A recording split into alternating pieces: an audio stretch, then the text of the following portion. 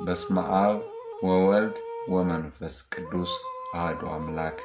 አንድ አምላክ በሚሆን በአብና በወልድ በመንፈስ ቅዱስ ስም የታላቁ ሰማዕት በሰማይና በምድር መካከል የክብር ኮከብ መርሙዳ በሚባለው በወርኃ ሚያዝያ 23 ቀንም ተጋድሎውን የፈጸመ የድል አድራጊው ኃያሉ ፍጡነ ረድኤት ቅዱስ ጊዮርጊስን በወርኃ ኅዳር 23 ቀን የሚነበብ ዜና ገድሉን እነሆ እንጀምራለን። በእኛም በወዳጆቹ ላይ የእግዚአብሔር ቸርነቱ ይደርብን ለዘላለሙ አሜን። ቅድመ ዓለም የነበረ ሁሉን አሳልፎ የሚኖር የሚሰውር ሕልፈት ውላጤ የሌለበት ቀዳማዊ እግዚአብሔር በዚች ቀን በሊቀ ሰማዕት ቅዱስ ጊዮርጊስ በበዓሉ ቀን ይሰብስበን። ቅዱስ ጊዮርጊስ በብርሃን አክሊል ያሸበረቀ ነው። ፈጣሪው እግዚአብሔርን ለማገልገል ሕይወቱን አሳልፎ የሰጠ ነው። እርሱ ምልጃውን የሚያዘወትር አማላጅነቱን በእግዚአብሔር ዘንድ የተወደደ ነውና የዚህን ዓለም ሹመት የሚያልፈውን ክብሩን የሚጠፋውን ሽልማቱን አልወደደም። ሕፃንነትም አላሸነፈችውም። ነገር ግን በማስተዋል ጸና፣ የመንፈስ ቅዱስ ዕውቀትም በልቦናው ሞላ። ለሰማዕታት የተሰጠውን ተስፋ፣ ሰማዕታት የተቀዳጁትን አክሊል፣ የተዘጋጀላቸውን ክብር አስተዋለ።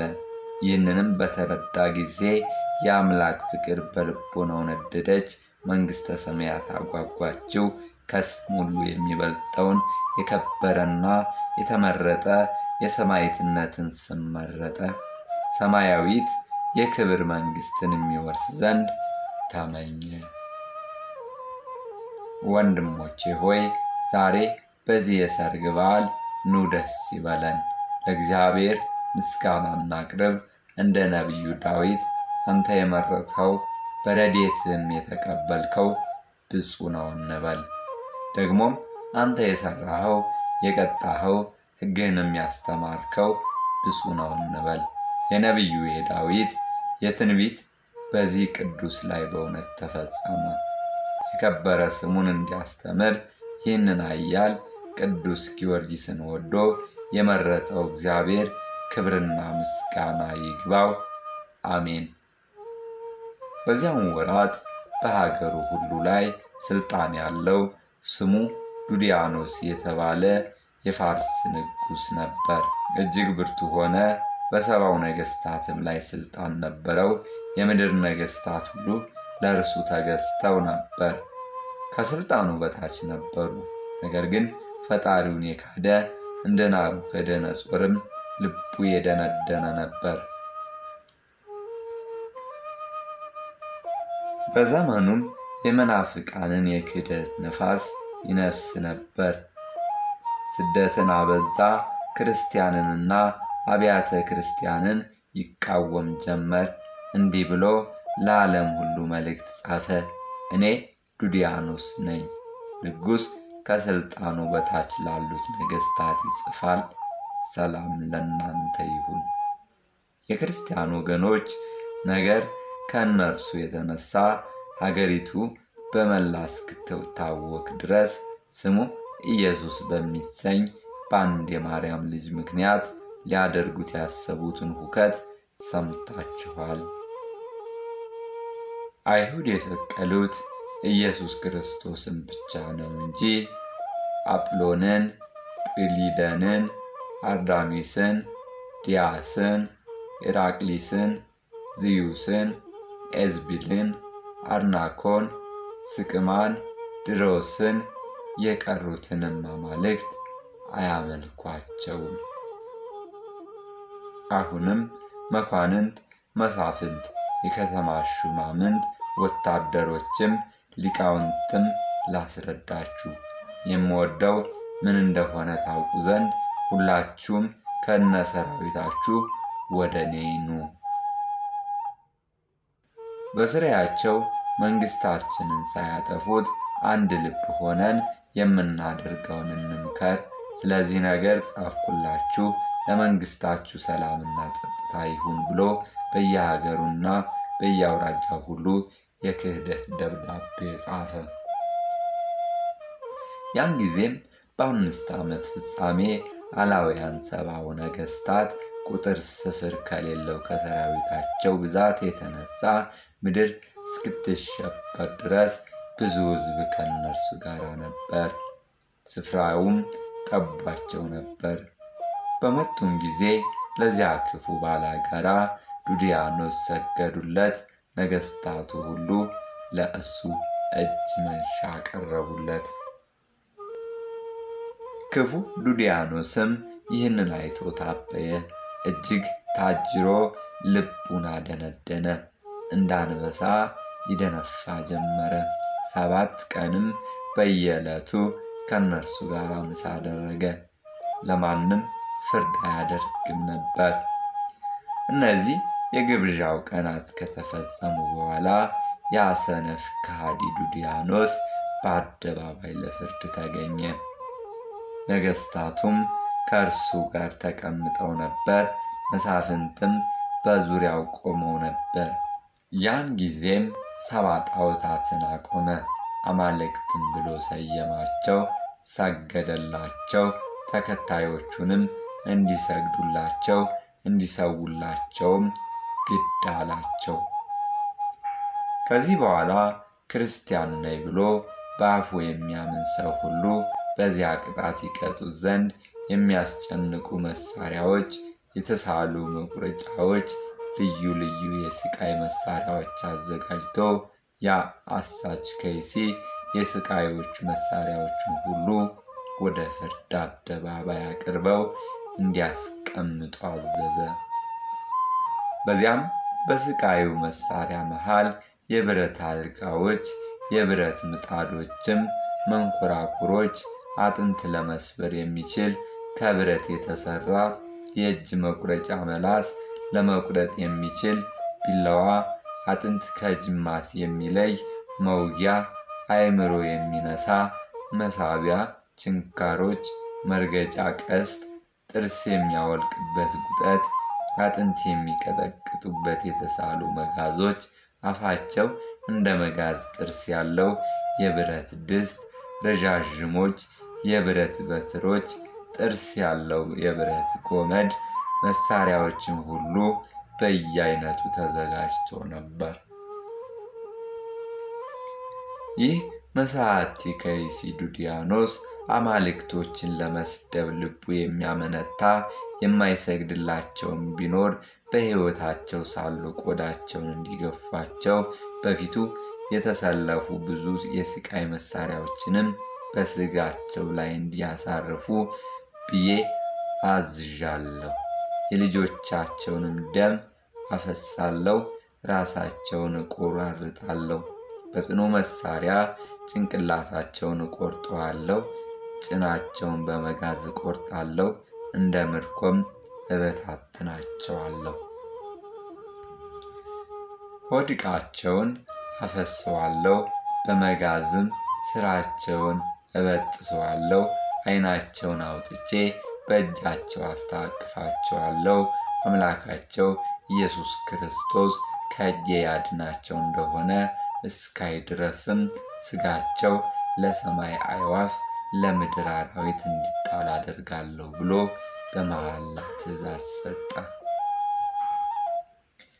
ነገር ግን የስቃዩ መሳሪያ ለሚያየው የሚያስደነግጥ የሚያስፈራ፣ መከራውን ሊቀበሉ የሚወዱ ቢኖሩም ከስቃዩ መሳሪያ የተነሳ ወደ ኋላ ይሸሹ ነበር።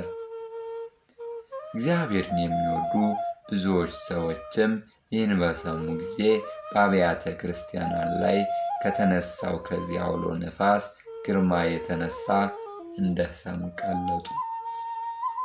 ነገስታቱም እርስ በርሳቸው እየተገባበዙ ጣዖታቸውን እያመለኩ 7 ዓመት ቆዩ። የስቃዩን መሳሪያ ከመፍራት የተነሳ እኔ የክርስቶስ ወገን ነኝ ሊል የደፈረ ማንም የለም። በሁሉ ጽኑ ሐዘን ለቅሶ ሆነ። የእግዚአብሔርን ስም በአፉ ውስጥ እንኳ የሚጠራ አልተገኘም። ይህ ብሩህ ኮከብ ተርቢኖስ የተባለው ኃያል ሊቀ ሰማዕታት ቅዱስ ማር ጊዮርጊስ ስለ ዓለም ሥርዓት ለመምከር ንጉሡ ዱድያኖስ በፋርስ አገር ብዙ ነገሥታትን መሰብሰቡን ሰምቻለሁና አሁን ተነስቼ እሄዳለሁ ብሎም በልቦናው መከረ። ከዚህ በኋላ ወዲያው ተነስቶ አገልጋዮቹን ጨምሮ ከነገሥታቱ ጋር ሊገናኝ በመርከብ ሄደ።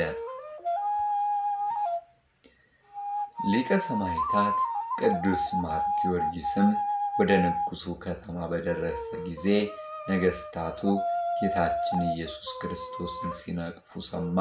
ጣዖታትን ሲያመልኩ በፍጹም ትጋትና ዕጣን ሲያሳርጉላቸው ክርስቲያንንም ሲያሳድዷቸው አየ። ቅዱስ ጊዮርጊስም ከዚያን ጊዜ በቀር እንደዚያ ያለ ነገር አላየም ነበርና ብዙ ጊዜ በልቡ ተደነቀ። ይህንንም በተረዳ ጊዜ በልቡ አሰበ፣ አባቴና እናቴ የተጠቀሙት ምንድን ነው? በኃላፊው ዓለም ሹመት ጥቅም አላገኙም። የኖሩበት ተድላ ደስታ ጠፍቶ የለምን? ወደ ፈጣሪያቸውስ ባዶ እጃቸውን ተመልሰው የለምን?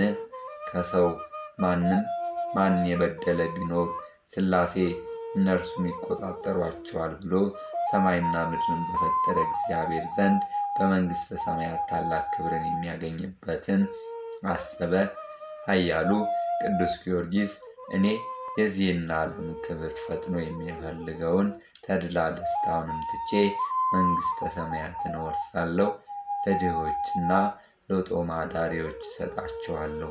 በእኔ ዘንድ ፍጹም ሊሆን የሚወድ ገንዘቡን ለድሆች ሰጥቶ ይምጣ ይከተለኝ ያለውን የጌታዬን የፈጣሪዬን የኢየሱስ ክርስቶስን ቃል እፈጽማለሁ አለ።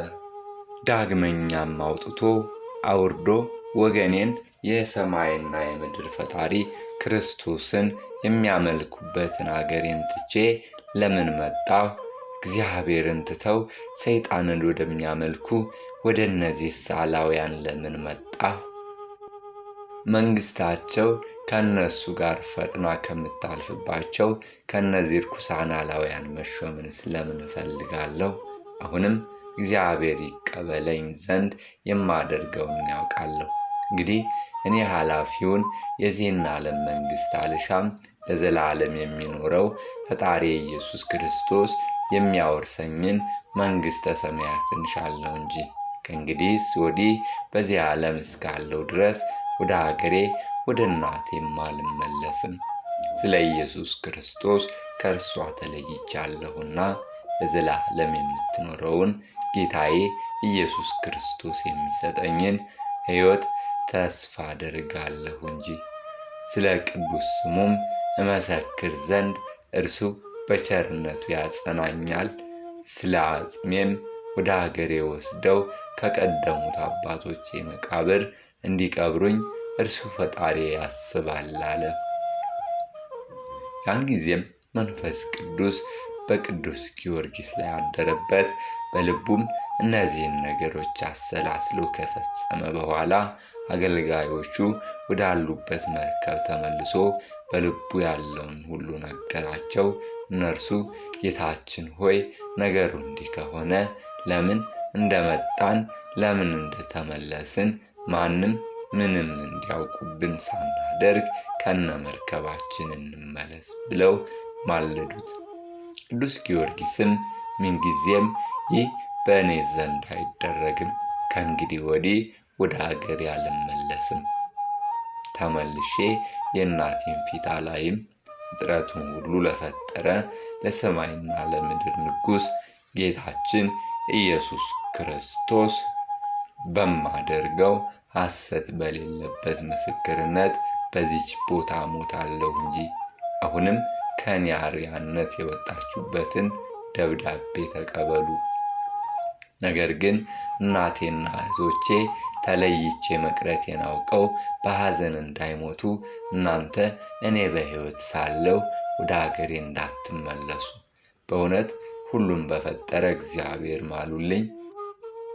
ግን ከእናንተ እያንዳንዱ ነፃ ነውና 3 ወቄት ወርቅ፣ 3 ልብስ ውሰዱ።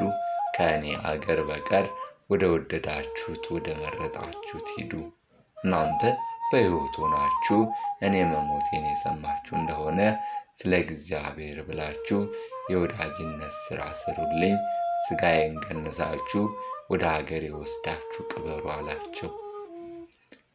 የቅዱስ ጊዮርጊስ ሎሌዎችም ይህንን ከእርሱ በሰሙ ጊዜ በብዙ ጊዜያትና ጽኑ ለቅሶ አለቀሱ። ያን ጊዜውንም ባሮቹን ሁሉ ነፃ ወጣቸው። ከእነርሱ እያንዳንዱ ተሰናብተውት ወደ ወደዱት እንዲሄዱ አሰናበታቸው።